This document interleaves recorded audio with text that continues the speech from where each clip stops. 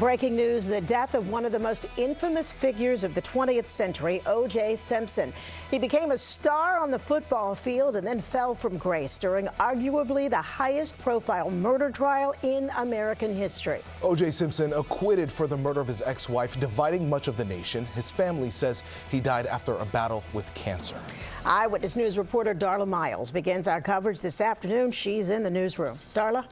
Sandra, O.J. Simpson was 76 years old in February. It was reported that he had been diagnosed with prostate cancer and undergoing chemotherapy. He was asked about if he had cancer and if he was in hospice. At the time, he denied it, even laughing about it. O.J. Simpson, the Juice, an All-American at USC and Heisman Trophy winner in 1968. In the late 60s and 70s, he was considered one of the greatest athletes in the country.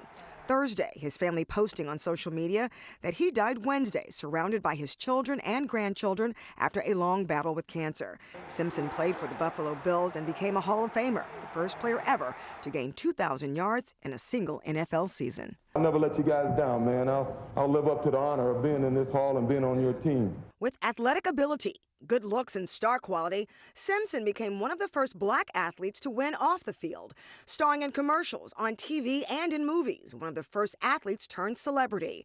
But in June 1994, that changed when Simpson's ex-wife, Nicole Brown Simpson, was found brutally murdered with her friend, Goldman, both repeatedly stabbed to death. Simpson quickly became a suspect and was arrested after the now infamous white Bronco slow-speed chase, which was carried live on TV stations around the country.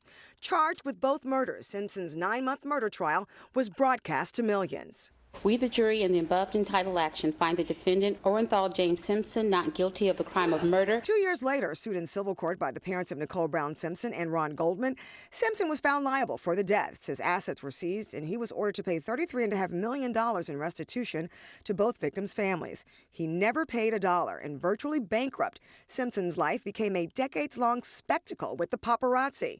In 2007, Simpson was arrested and convicted after he and friends entered a Las Vegas hotel room to retrieve sports memorabilia that he claimed had been stolen from him.